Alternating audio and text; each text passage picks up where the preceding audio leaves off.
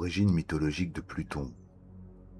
Texte de Jacques Berton, publié en 1973 dans les Cahiers astrologiques au numéro 166. L'inconscient collectif sait tout. Il connaît les secrets des mondes et détient les magies de l'espace et les rythmes du temps. En nommant les planètes, il le prouve, car ce n'est pas pour rien qu'il dota du nom même du dieu des enfers, l'astre Pluton.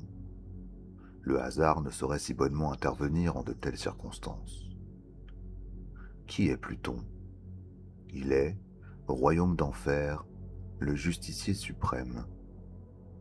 Aussi bien ne serons-nous point surpris de voir ce corps céleste à la semblance du dieu et nommé de son nom prendre en un thème astrologique valeur de jugement.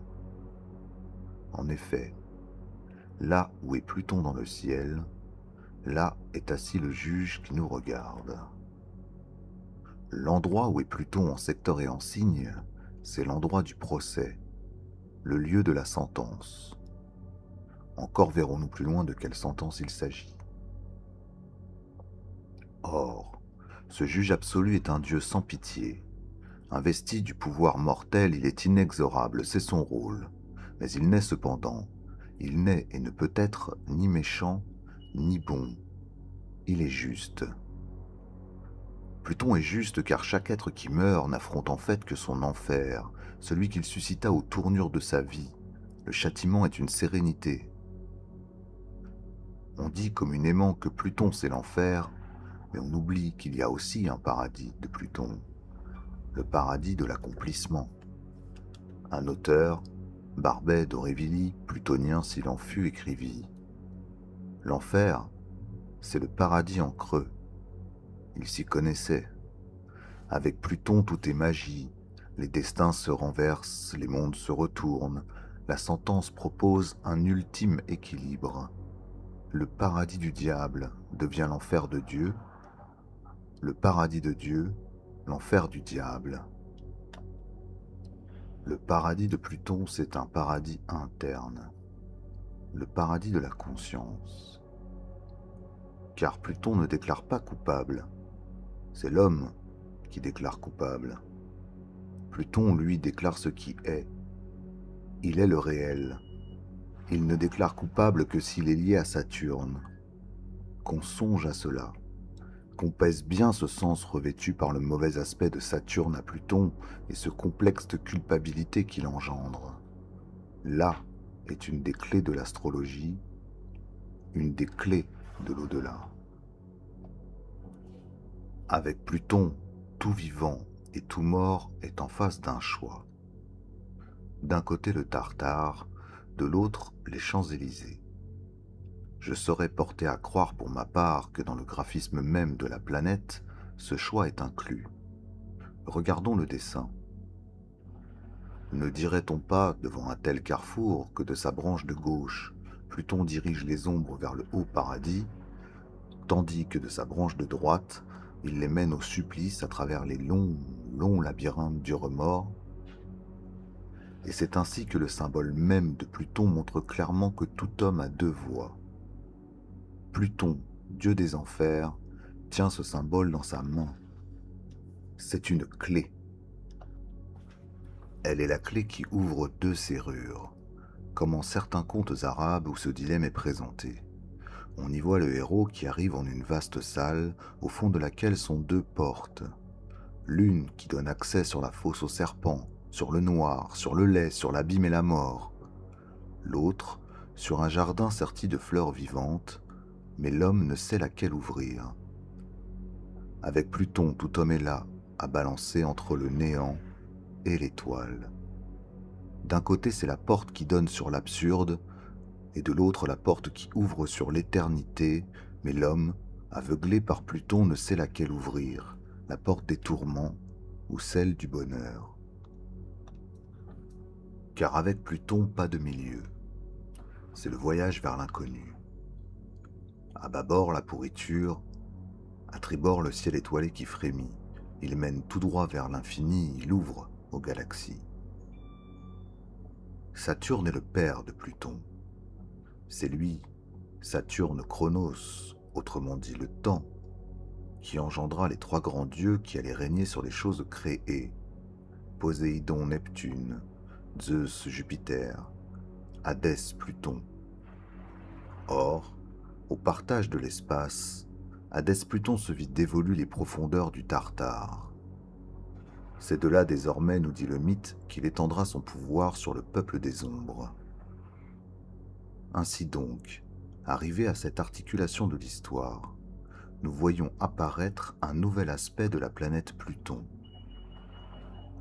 La mort. Encore convient-il de noter que Pluton, souverain des morts, n'est pas la mort. Les Grecs la nommaient Oxvars. Il est l'au-delà de la mort. Il est la vie dans la mort. Il est la force sexuelle qui, par-delà les portes de la mort, a pouvoir de faire renaître l'homme au monde parallèle. Maître de la maison 8, qui dans un thème figure l'œuf de la mort, Pluton est une force active de la mort. Il est une dynamique de la mort. À l'heure où Saturne, son père, qui est une statique de la mort, arrête et fige la vie, lui, Pluton, fils, éjacule la vie au trou de la mort. Que se passe-t-il quand la sacro-sainte chair devient pourriture? Eh bien, précisément, il se passe Pluton.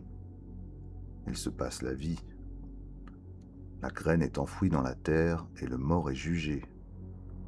Mais l'un et l'autre ne pourrissent que pour mieux renaître en moisson. Ainsi, l'âme dégagée de la gangue du visible s'éveille à l'au-delà. C'est pourquoi dans un thème, Pluton a pour mission de susciter en l'homme une prise de conscience. Il est une plongée aux racines mêmes de l'âme.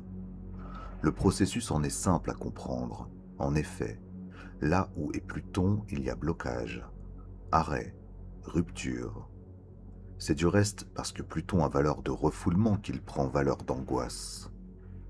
De sorte que l'être est contraint d'éclairer ce point sourdement douloureux de Pluton pour passer par-delà. Telle est la troisième articulation de Pluton, la prise de conscience, gymnastique orthopédique de l'âme.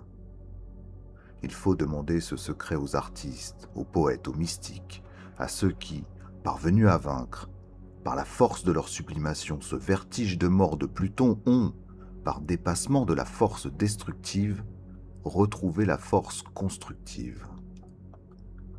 Dans les ruines poussent les plus belles fleurs. Pluton, c'est l'espoir du renouveau. Destructeur en tout genre, il ne détruit que pour créer. Il ne gomme que pour reconstruire. Car c'est cela une entreprise de démolition avec Pluton, une entreprise de construction. Si Pluton est la mort, c'est que de la mort naît la vie.